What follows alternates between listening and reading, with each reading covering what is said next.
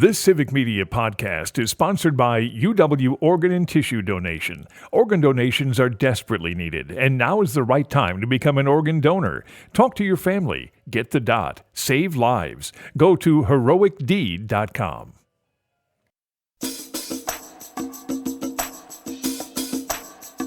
Live from the Civic Media World Headquarters in Madison, Wisconsin, it's the Todd Albaugh Show. And now, pursuing truth wherever it may lead, here's your host, Todd Albaugh.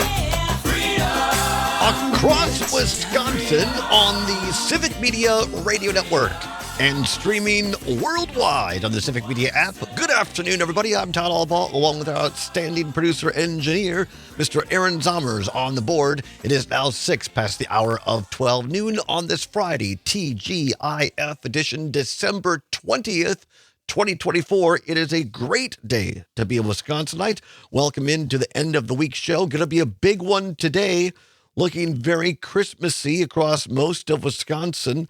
Here in downtown Madison on State Street, short walk from the Capitol. We have snow on the ground, Mr. Zommers. Can we get a quick look out there on State Street? You can see, for those watching on the stream on Facebook, YouTube, and Never mind. I'm laughing because the camera has gotten, well, just talk for a second because I'll fix the camera. Yeah, the camera got jostled a little bit and it was pointed essentially up towards the sky. Not very helpful, but Todd adjusted it. Now we can see the ground. Now you can see the streets have been cleared by the wonderful city workers of Madison. I'm back now. That fits. That tracks, as they say. All right, there you go. You got snow down there on beautiful State Street, and looking very Christmassy. The lights are up. Some drivers. Nobody's. It always, when we go to the camera lately, nobody's walking by on State Street. But trust me, there are pedestrians out and about. So, looking at Wisconsin roadways on 511wi.gov, still some snow-covered roads around. Although the fantastic big shout out to the men and women who drive those plows and those salting things all night long to make the roadways better for us. They've done a great job, and roads certainly much better than we talked to you yesterday. Looks like a fairly nice weekend. And again, I'm fine with this. I'd much rather have this kind of weather, sunny and some snow on the ground, than like 38 and rain. Yeah, that'd be gross. Yeah, so it's looking very Christmassy indeed. As we say, a big show coming up today at 12:30. We kind of bumped him on Tuesday because we had other things going on, but Luke Mathers is here for his Tuesday Tangents on a Friday. Talk a little headlines of the news. Also, he will explain to us, once again, the in-season NBA tournament that the Milwaukee Bucks won. Talk about the Milwaukee Brewers signing a new lease agreement that will keep them in town for quite a while more, and whatever else is on Lukester's mind this afternoon. In hour 2, make sure you stick around. This is your final opportunity, at least in our show, to win in the grown-up gift list text to win contest. Today, in hour 2, somebody next hour is going to win an all-expense-paid overnight getaway to the Chula Vista Resort in Wisconsin Dells. Are you cold? Do you want to sit in a hot tub to warm up? Have a casual breakfast in the morning, enjoy a drink at night, all surrounded by the lovely driftless area of Wisconsin Dells? Then stick around. That gift can be yours. All you got to do is text in, download the Civic Media app on your Apple or Android device right now. It's free. Takes less than a minute. It's what Gayle King calls a deal over at CBS. By the way, I saw this morning, I was watching the show. Gayle King is going to turn 70 next week. 70. Not what I would have guessed. She looks fabulous. I mean, I can only hope that I look as good as Gayle King at 60 as she looks at 70. So happy birthday to Gayle King, by the way. Anyway, download the Civic Media app. We'll tell you how to text in and win that getaway trip to Chula Vista next hour. And everybody will be eligible who enters for the grand prize. There are 8 of them, 8 fabulous grand prizes, including a snow blower. And with weather like this, who does not want a snow blower? So be with us in hour number 2. For that, we have a What's Worse as well here on a Friday. Right now, though, let's get into the news. Some breaking news here in Madison at this hour. Madison Police Chief Shon Barnes will be Seattle's next police chief. Seattle Mayor Bruce Harrell announced the move about an hour ago. Barnes' appointment comes after previous Seattle police chief Adrian Diaz was fired for allegedly lying about having an affair with a staff member. Barnes has been Madison's police chief since 2021. Now, I knew about this when I was out in Seattle earlier this week. It was being talked about out there. And look, I'm not a police law enforcement person. I chaired in my little town, Richland Center, when I was on city council there. I chaired the police and fire committee. I know something about law enforcement. Shon Barnes might be a great police chief. I don't know. I have feelings because this guy has applied for virtually every major police chief position around the country for the last year and a half. And he's coming out. He came in second to Chicago, a couple other places. He clearly does not want to be in Madison. So, fine. I say good riddance, quite frankly. If you don't want to be here, then don't be here. But here's the ironic, sad, and quite frankly, I find it sick part of this. Here's a quote from the mayor of Seattle. Quote, earlier this week, under tragic circumstances, the nation received its introduction to Chief Shon Barnes, Harrell said in a statement. We all saw firsthand what our team has known since it began this recruitment process, that Chief Barnes possesses the impressive leadership capabilities, compassionate approach, and dedication to effective police work needed to continue moving our police department forward, unquote. Harrell said he spoke with Madison Mayor Satya Rhodes Conway before announcing his decision. I saw the mayor hour and 15 minutes ago at a coffee shop on the square. She was sitting there having a coffee with somebody, did not look to be particularly concerned.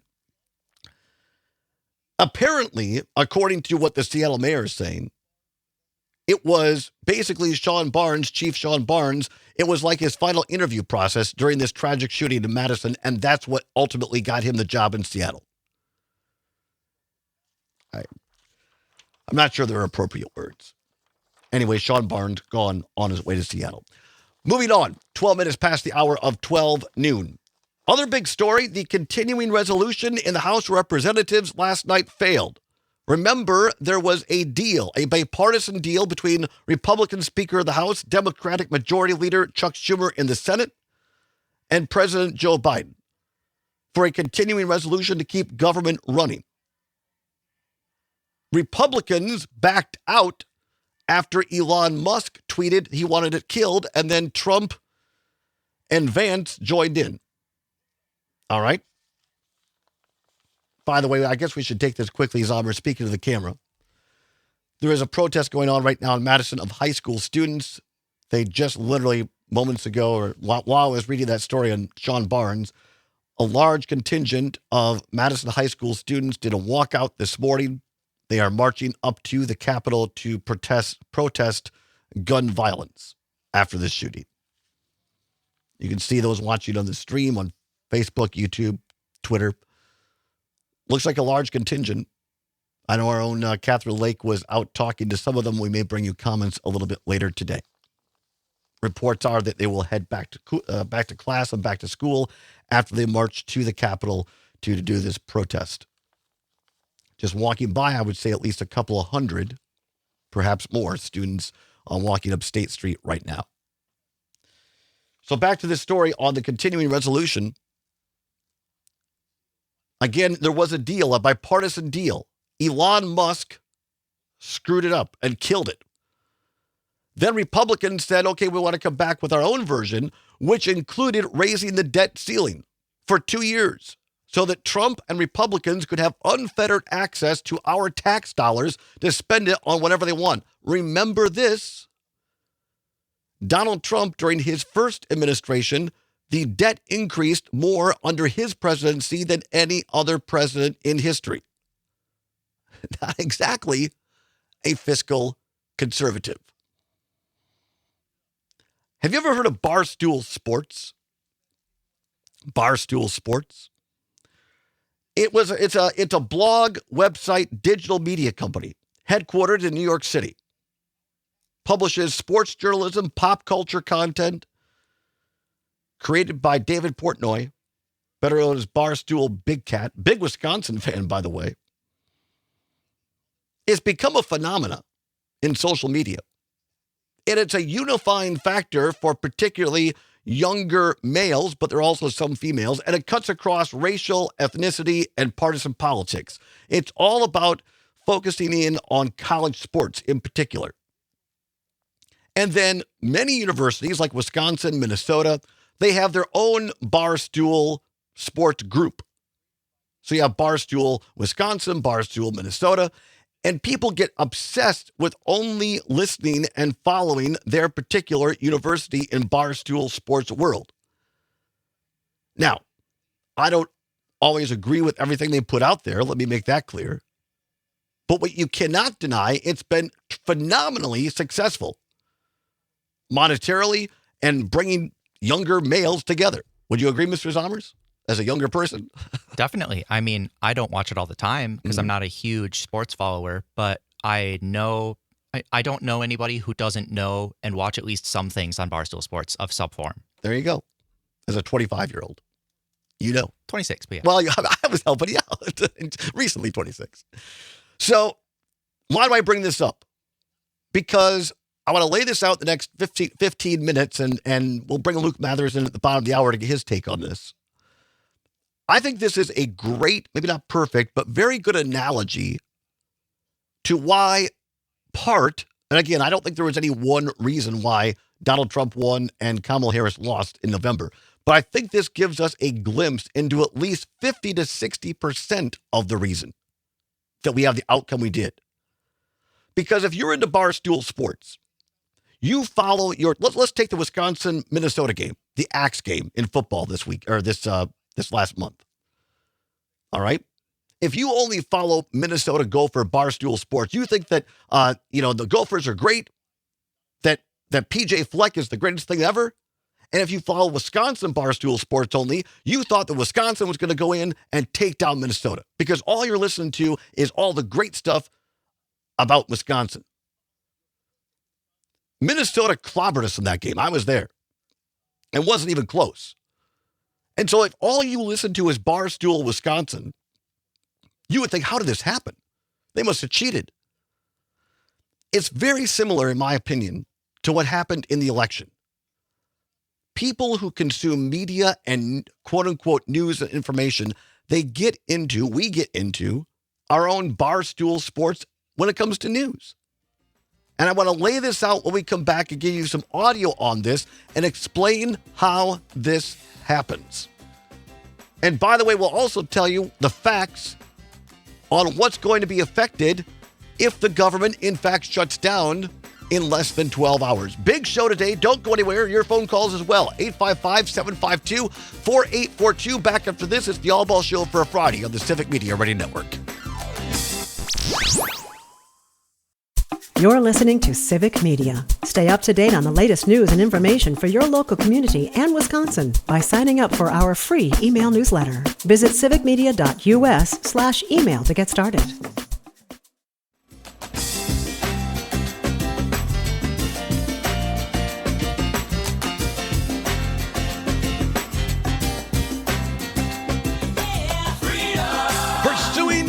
Wherever it may lead and having fun doing it. Welcome back to the Todd Ball Show on the Civic Media Radio Network. Glad to have you along. It is now 21 after the hour of 12 noon, talking about this continuing resolution that failed last night.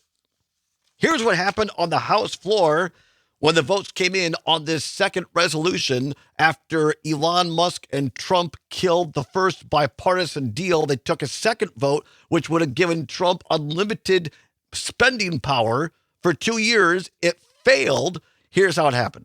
On this vote, the yeas are 174, the nays are 235, one voting present, two-thirds not being in the affirmative. The rules are not suspended and the bill is not passed. 174 to 235. 174 yeses, 235 noes. 38 Republicans voted against Trump, Musk, and Johnson. All right? That's the fact.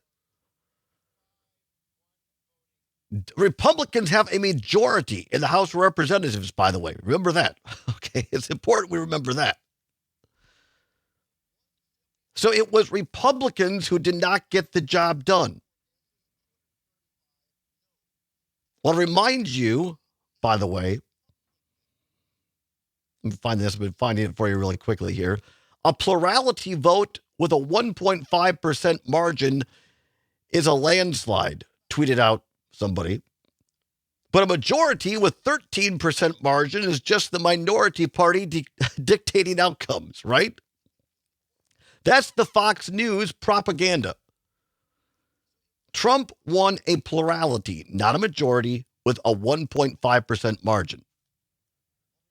But Republicans control the House of Representatives with a 13% margin. This was the Republicans killing, first of all, the bipartisan deal, and who could not cobble the votes together to pass the second deal. By the way, Tom Tiffany, Republican of Wisconsin, northern Wisconsin, was one of the 38 Republicans to vote against this deal. I'll give him credit for that. What it also says to me is that Tom Tiffany is most likely running for governor in 2 years because he doesn't care about the retribution of a Republican primary from Trump and MAGA world. He's not running anyway for re-election. Going to run for governor, most likely, in my opinion. So those are the facts. There was a bipartisan deal. Elon Musk tweeted out that he was against it. Hours later, Trump and Vance killed it. Then they tried to cobble together a second deal. And one of the big differences was getting rid of the debt ceiling for 2 years to give Trump unlimited spending power in his first 2 years. There was also a sweetheart deal involved for Musk. We'll get into that in a minute. Here is how Republican Tom Cotton, senator, described it on Fox News. The overwhelming majority of Democrats voted to shut down the government and deny that aid. Why? Because they want to obstruct President Trump's ability in the new year to deliver on our campaign promises that the American people want, like securing the border, rebuilding our military, reducing the price you pay for electricity and gas, and cutting your taxes. It's just that simple. So if all you listen to is right-leaning media, Fox News, Joe Rogan, you say, well, there it is. There's the truth. Tom Cotton just told us this is Democrats' fault because more Democrats voted against this than Republicans. That's factually true. More Democrats voted against it. Republicans have the majority. And it was Elon Musk and Trump who killed the deal. Here is Democratic leader in the House of Representatives, Hakeem Jeffries, after the vote. In our nation's 248-year history, 25% of our nation's debt was accumulated during the 4 years of the former president. 25%. How dare you lecture America about fiscal responsibility, ever? And then President Biden comes to office, gets big things done for the American people on infrastructure, on the CHIPS and Science Act, standing up a clean energy economy, rescuing America from a once-in-a-century pandemic, gets all of these big things done, partnering with House Democrats and Senate Democrats. And in the process, in his first 2 years, reduces the deficit by $1.7 trillion. And so we see a very clear pattern. The facts speak for themselves. Democrats are the party of getting things done and fiscal responsibility. Republicans are the party of massive tax cuts for the wealthy, the well-off, and the well-connected. That is Hakeem Jeffries, Democratic leader in the House. He is absolutely right. As a former Republican who left the party in 2011, there's nothing fiscally conservative about the current iteration of Trump, MAGA, Musk Republicans. Here's Representative Becca Balint, Democrat of Vermont in the House, putting it down there where the chickens could get at it. Billionaires are running the show here. And so what I want to say to people is you thought you voted for Trump. You didn't actually. You voted for billionaires to run the show. Because who's taking orders from whom? Musk is calling the shots, and the House GOP is falling in line. And these billionaires, they don't care about us. They don't care about Americans. They don't. Elon Musk wants a big, massive tax break in the next administration. That's what this is about, folks. It's about a big freaking tax break for billionaires. That's what it's about. Don't be confused about what's going on here. Do you think we'll be in a shutdown? Oh, I do. I do, because they don't care. They don't care. And Johnson is so worried about his speakership that he's going to cave. He's going to cave. My Republican colleagues are going to cave because they're too afraid of being primaried to do the right thing. That's what this is about. Thanks, Congressman. You're welcome. Representative Becca Balint, of Democrat of Vermont, nailing it, in my opinion. Reporting last night from a conservative political action group meeting last night where Steve Bannon spoke. Freshly out of prison, Steve Bannon, once again, an advisor to President-elect Trump.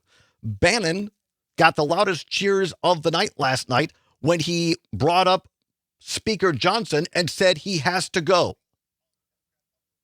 Mike Johnson is fighting for his political life right now in terms of the speakership.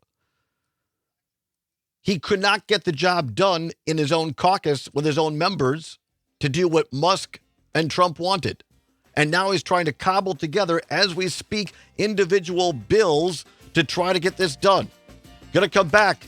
Luke Mathers will join us. We'll tell you we'll hear from Chip Roy, a Republican, on what happened last night. And we'll also connect this to Elon Musk, tell you why he's doing this. Don't go anywhere. It's the Todd Albaugh Show on the Civic Media Radio Network. You're an organ donor, right? Well, here's a tragic fact. Approximately 20 people die each day waiting for precious donated organs. You could make a life-saving decision simply by getting that important dot on your driver's license. That little dot shows those who need to know that you've made a decision to donate organs at a critical time. Go to heroicdeed.com to learn more about the importance of organ donation and how you can make your wishes known. Talk to your family. Get the dot. Save lives. heroicdeed.com.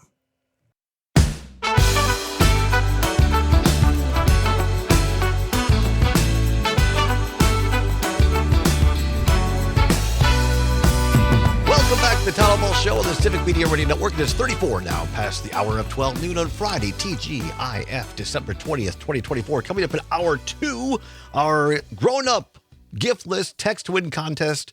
Final time for our show. Up for grabs next hour. A lovely, all expenses paid overnight to the Chula Vista Resort in Wisconsin Dells. And in weather like this, who doesn't want to just sit in a hot tub and enjoy life? It can be yours if the price is right. No, all you have to do is text, and you'll also be entered in to win our fabulous 8 grand prizes as well, which will be done by computer. My understanding is by robot vacuum computer at the end of today. So that'll be very, very exciting. Right now, though, we're joined by our friend and colleague, Mr. Luke Mathers, normally in on Tuesdays. Been a busy week, Luke. Appreciate you moving ahead to Friday. How are you? I'm doing well, Todd. How are you? Fantastic. The snow is out. It's very, very seasonal. I like this weather. The sun is also out. I much prefer this than 38 and rainy. Oh, absolutely, absolutely. And the dogs love it. There's I bet they do. Snow day just yesterday, just running around. Backyard never looks pristine. When you have a dog. Yeah, I was going to say, when you have like the nice, the view of all untouched snow, I don't know anything about that because there are dog tracks all throughout the snow, but they're enjoying it. Not too bad. I mean, a good amount, a healthy amount of snow for the first like true snowfall. Reminds me of the old joke. What's your favorite book? A Yellow Hole in the Snow by I.P. Standing. So there you go. We want to get into some of this fun stuff in a minute, Luke, but I want to finish up for our listeners. I want to get your take on this as well. Talking a little bit about this continuing resolution.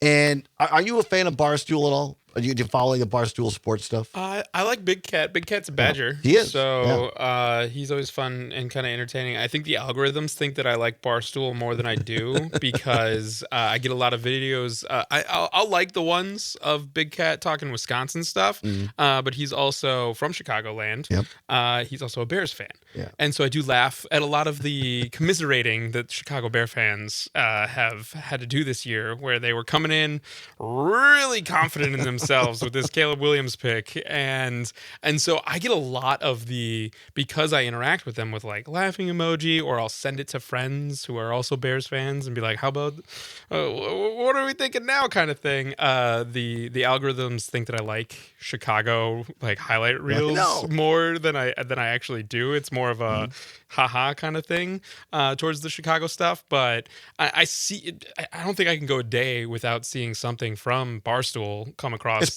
one of my feeds. Yeah, popular. For those that weren't with us in hour number, or the first part of the hour, Barstool Sports, an American blog, website, digital media company headquartered in New York. They talk about sports journalism. They also weave in a lot of pop culture as well. Tremendously popular, particularly with young men, like Luke Mathers, a young man. But also a lot of other people, too. A lot of women also participate in it. The Call Her Daddy podcast that Vice President Kamala Harris went on, and it was talked about pretty broadly throughout the electoral process. That was originally from Barstool. Yep. Got spun off. I forgot about that. Thank you for reminding me. But I've been trying to draw a little bit of the analogy here. And again, I don't believe there's any one reason why Trump won the plurality of the vote in November. Didn't win the majority, though. Let's put that out there. Right. That's why I say plurality. Yep. But for folks that aren't understanding why Todd's parsing those words. But I think this is at least one example or analogy of why, in part, it was successful. Because if you only listen to or watch Wisconsin Barstool, you think that we're going to win every single game. And if you watch only Minnesota Barstool, you think that the Gophers are going to win every single game, and so on and so forth. And in the same way, if we have people and folks that are only watching Fox News or Joe Rogan or go right down the list, you think that the message coming out of those right areas today is the truth. And we played the cut from Tom Cotton in the first half hour, Republican senator, blaming this all on the Democrats, forgetting and leaving out there was a bipartisan agreement between Democrats and Republicans for the first bill that Elon Musk single-handedly killed in the middle of the night, and then Trump and Vance jumped on top of it, on the top of the tweet, and contributed to the killing of it. And then they brought in a second continuing resolution to keep the government funded, with the big difference is they got rid of the debt ceiling, which would give Trump unlimited spending power for the first 2 years of his term. Then we heard from Hakeem Jeffries laying out the truth that, look, 38 Republicans killed this, and the Republicans have a majority in the House. We heard from Becca Blayton, Democrat of Vermont, putting it down there where the chickens could get at it. Look, this was Elon Musk. Now here's Republican, no snowflake, conservative Republican Congressman Chip Roy, Republican of Texas, on the House floor last night. We're going to increase the debt by $5 trillion. That's what's going to happen right here by Republicans, increasing the debt $5 trillion. And what are you doing in the same bill? $110 billion unpaid for, because you never have any ounce of self-respect to go out and campaign saying you're going to balance the budget, and then you come in here and pass $110 billion unpaid for. On top of the $200 billion you did for WEP, you guys won't agree with that, but the fact of the matter is $330 billion. Congratulations, you've added to the debt since you were given the majority again on November 5th. It's embarrassing. It's shameful. Yes, I think this bill is better than it was yesterday on certain respects, but to take this bill yesterday and congratulate yourself because it's shorter in pages, but increases the debt by $5 trillion is asinine. And that's precisely what Republicans are doing. Chip Roy, Republican of Texas, giving it to his own party. There are no fiscal conservatives at all, and he is a Trump supporter. This is what Donald Trump tweeted or Truth Socialed on his own social media platform after Chip Roy went to the floor. Quote, Chip Roy is just another ambitious guy with no talent. By the way, how's Bob Good doing? I hope some talented challengers are getting ready in the great state of Texas to go after Chip in the primary. He won't have a chance, unquote. That's from Trump after Roy made those comments on the floor last night. By the way, one of the 38 Republicans joining Chip Roy in voting against this last night was Tom Tiffany, Republican of Northern Wisconsin. I'll give him credit for that, although I think, in my opinion, he's doing it because he's getting ready to run for governor in a couple of years, and he doesn't care about the ramifications. So why is it that Musk wants this cut? Luke Mathers, this might interest folks. This why Musk killed the first deal? One of the key new provisions in the continuing resolution that Musk killed would have restricted high-tech investments in China, such as, surprise, surprise, his own plan for a China-based data center to develop AI for Tesla cars. That from Reuters. I can't use the entire word on the air, but I'll just simply say that Elon Musk seems to be a rooster blocker when it comes to legislation. I mean, there's reasons why these things happen. Yeah. And they are self-serving for an oligarch. Yeah, I think that you put it very succinctly, Todd. It is. There was a lot of analysis and back and forth, and again, like I had to say then, of all the analysis following the election, of why people voted the way they did, all of those things.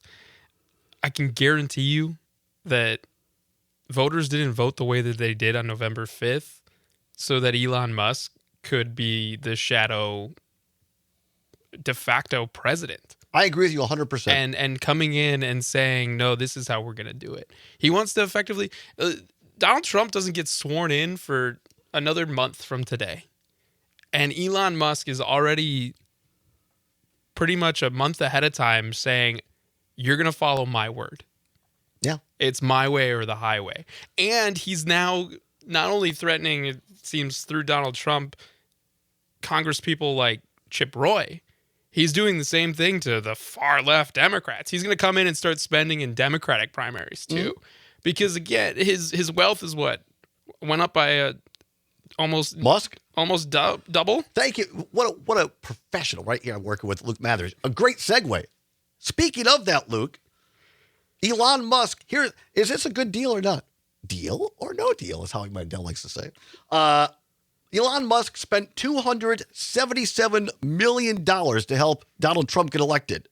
His return on investment since the election. Elon Musk has made $276 billion. Here's the cut on MSNBC to explain it better. Tesla, his electric vehicle company, shot up after the election. The company is now worth 25 times what General Motors is worth. He's obviously counting on government policy to help him keep out Chinese imports, put in other EV regulations that will favor Tesla, and so buyers are buying it. SpaceX only does its valuation twice a year because it's not publicly traded.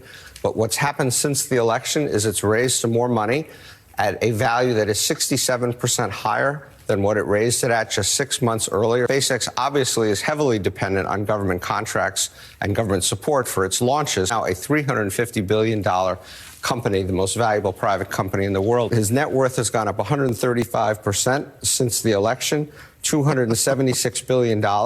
He's now worth $480 billion. Could he not have the power to say, pull federal funding or pull federal contracts from a competing EV company, for example? There you go.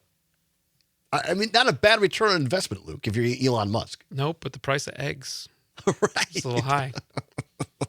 Price of eggs.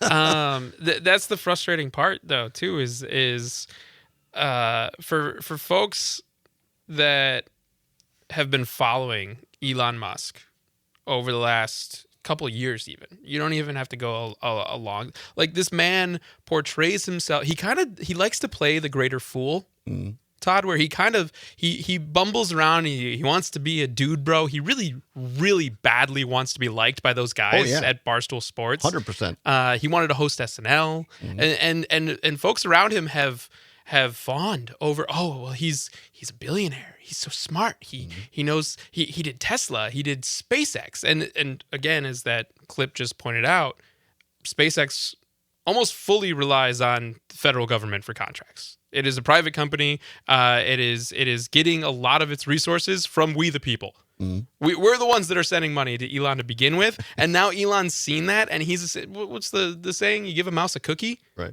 Well, if you give a billionaire a cookie, it looks like he's coming for the whole damn federal government now, because he is now, through the purchasing of Twitter over 2 years ago, to spending as much money in our electoral process, to now sitting in on the Trump transition for a second Trump administration, and in the middle of the night telling Congress to kill a bipartisan continuing resolution to keep our government funded, which there's a whole side point.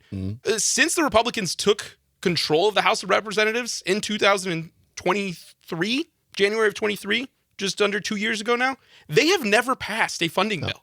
No. The first McCarthy, now Mike Johnson, now de facto Speaker Elon Musk. None of them have passed a spending bill. They have been governing, quote unquote, off of continuing resolutions because the Republican Party in the House of Representatives is ungovernable. It sure appears that way. They can't do anything on their own. They could have passed this with Republican votes. Absolutely. And if they would have just kept their own caucus together. And I want to come back to, and again, this is where for a moment I'm going to toot our own horn. Wouldn't that be nice? But anyway, this is why I enjoy working at Civic Media. And this is why I hope that in 2025, I see this as our role. Because to get back to the Barstool Sports analogy, if you're only listening to the right, you're not going to hear this. You're going to hear what we played at the top. Who was it? Tom Cotton. Just say, well, this is the Democrats' fault. More Democrats voted for this against this than Republicans, that's the magic of their side. It's always rooted in a nugget of truth because technically, factually, yes, there are more Democrats that vote against it than the Republicans, but Republicans control the entire body. If they just kept their own members together, they could have passed it. But 38 of their own members voted no, and that's the truth. That's the truth. And it is one of those things where the consequences, responsibility, all of those things that you would expect from all personal elected responsibility, officials, conservative principles. From elected officials, you want to see some accountability and responsibility there. Those traits are only held accountable for Democratic lawmakers, it seems like, in the House. We'll come back, talk more to Luke Mathers, take your phone calls as well. Don't go anywhere. It's the Todd Ball Show for a Friday on the Civic Media Radio Network.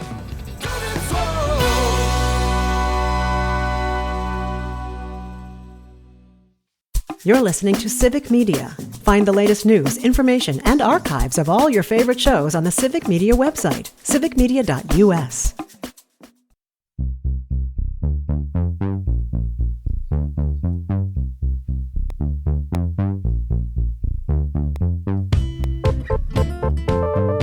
Now is the time on Sprockets when we dance. Elon Musk kind of looks like those guys from Saturday Night Live, by the way. Welcome back to the Todd Ball Show on the Civic Media Radio Network. It is 9 minutes before the hour of 1 o'clock. In hour 2, somebody's going home. Well, you're already home, or you're somewhere. You're not here. Somebody's going to win an overnight getaway to the Chula Vista Resort in Wisconsin Dells. Luke and I have both been there. It's a lovely place. It is one of my favorite spots in the Dells. Yeah. So if you want to go to Chula Vista on us, be listening next hour. Download the Civic Media app right now. We'll give you the word next hour, and somebody's going to win that trip in the next hour. And then everybody who enters gets eligible for one of our lovely 8 grand prizes, one of which, Luke, who doesn't want a snowblower right now? Yeah, there are only 2 more opportunities to have entries. So you got the 1 o'clock hour coming up next, and then the 4 o'clock hour this afternoon, and that's it. So if you enter in the 1 o'clock hour, you have a better chance, as it turns out. There you go. That's Todd just tooting his own horn in the show. Right. But now you can play at 4 o'clock too. So stay tuned through the 1 o'clock hour. Stay tuned through the 4 o'clock hour, and be entered for your chance to win in the grown-up gift list text to win statewide contest. Talking about the continuing resolution defeat last night after Elon Musk and Trump killed the bipartisan deal and then tried to sneak through a debt limit ceiling thing so Trump can spend unlimited amounts of money in his first 2 years. He's also trying to change congressional approval. There's a weird thing that he's trying to get rid of that says that funds that are already appropriated he can take back. Oh yeah, he has more power. So he wants to take the power of the purse. Which for folks listening at home, checks and balances, power of the purse. That's Congress. That's not the executive side, but Trump is trying to do more and more to be able to change how he can spend money as president in this upcoming second administration. And we found out from Reuters that in the first continuing resolution that Elon Musk killed, that would have been bad for Tesla, for his car company. And also off the text line, Jake, listening to WAUK Milwaukee, says, you guys are missing the big picture. Trump, Rand Paul, Musk, Putin. This isn't normal, unquote. Agreed. And here's something. Bill Kristol, former Republican like myself, tweeted this out. He's 100% right. He says, I think this should kind of be a big deal. Elon Musk tweeting at 1:03 a.m. today, quote, only the AfD can save Germany, unquote. The AfD is Germany's neo-Nazi party. I don't know, Luke. That seems kind of big. Yeah. And it's one of those things, again, let's equate it to if you give a billionaire a cookie, if you give the mouse a cookie, he's going to keep doing it and asking for more. And so he saw that he had a sway in electoral politics in our country. There's nothing stopping him from doing it anywhere he wants now. And so there is already a more and more calls for we're seeing incumbents and this rise of authoritarianism around the world. There are oligarchs. There are oligarchs that are jumping on these opportunities, and it seems like Elon Musk is maybe a through line for a lot of them. 100%. Let's go to the phone lines quickly. 855-752-4842. Boy, Todd, the mad cow there. Wisco Paul is on the line. Wisco, always a pleasure. Happy holidays. Wisco, what do you have? Back at you. Thanks for taking my call. You know, the bottom line here, I don't know what people don't understand about a bipartisan agreement. You shook hands on it. That's what should have happened. It didn't. Here's the thing. If Musk or Trump, I don't know who the president is anymore or who's in charge, one or the other, right. If they're going to threaten the people in Congress and the Senate with primarying them, and they have all this money, then why, after January 20th, are you even going to need a Congress or a Senate? Yeah. You won't, you're not going to need them. Good point. Don't these people understand that? It's going to be, you either do this, Todd, or I'm primarying you, or I'm going to put a whole bunch of money down against you, so you got to do it. Right. So, you know, actually, you could save a lot of money. Nobody going to Congress. Nobody goes to the Senate. That's it. Happy holidays. Happy holidays, Wisco. Yeah, dictatorships do save a lot of money in some ways, as it turns out. We didn't even get to, maybe we will next hour. Some of the Senate Republicans ain't too happy, to Wisco's point, because to John Thune, the incoming majority leader, is one who has said, look, the Senate's going to do their checks and balances responsibility of advising and consenting here. We're not just going to let these appointments from Trump sail through. So there are at least appearing, we'll see how that plays out in reality, but appearing right now, there are at least some Senate Republicans who are not too happy with this. 2 minutes left, Lukester, before the holidays. Your choice. Where do you want to go? Let's talk about those Milwaukee Bucks in-season tournament champs. All right, explain. They are champions, undefeated, in season, never lost. Explain what this is, and I was happy for him. Yeah, well, last year was the inaugural season for the in-season tournament, and so it is now a tool, a method of the league to try to give some more importance on earlier in-season games. Mm-hmm. And because through the NBA, you've been hearing a lot of criticism for several years now that, the All-Stars, they're doing this load management. They're pretending that they can't play. You got fans that are upset because they're buying tickets expecting to see their favorite superstars like Giannis or Dame Lillard play. And then because of the length of the season, it's 82 games. Too long. Go ahead. I don't know if that's too long. Stop it. Come on. Go ahead. Sorry. But because of that, you had athletes that knew the biggest thing. You've seen a lot of ring chasers, dream teams, stuff like that. They would take regular season games off, and then they would wait until the playoffs. And you just hope you got a good seed, good matchup, and try to go win the championship. So to try to thwart that, the association has put together this tournament, and it's kind of a big deal. People want it because LeBron won it last year. Giannis won it this year. It is something that is giving a lot of high energy, intense games in December for the NBA. I love it. And the Bucks won. And the Bucks so won. I love it even more. And it incentivizes the players. They got, what, $150,000 for winning, something like that? $500,000 a piece for the players and the coaches. Luke Mathers, Merry Christmas. Happy New Year to you, my friend. We'll talk to you in the new year. And to your lovely puppies and your wife. I should have done that in reverse order, but back with Hour 2, your chance to win. Don't go anywhere on the All Ball Show. The national news cycle never stops, but it can be hard to find news about your local community. Civic Media is dedicated to providing quality local and state news coverage across Wisconsin. With the Civic Media app, you can get notifications about local stories that matter to you and your community. Find the free Civic Media app in your phone's app store and choose notifications from the menu to tell us what kind of news you want to hear about.